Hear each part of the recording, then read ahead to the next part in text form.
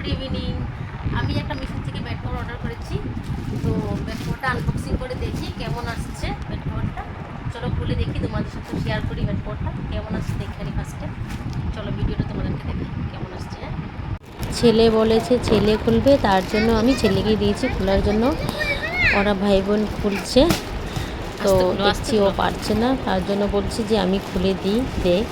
তো সত্যি জিনিসটা খুব সুন্দর আছে, ভালো লাগছে আমার।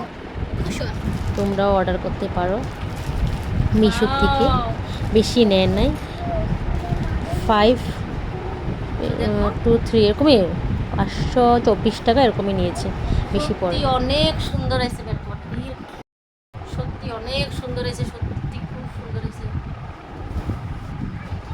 এত ভালো লাগতেছে।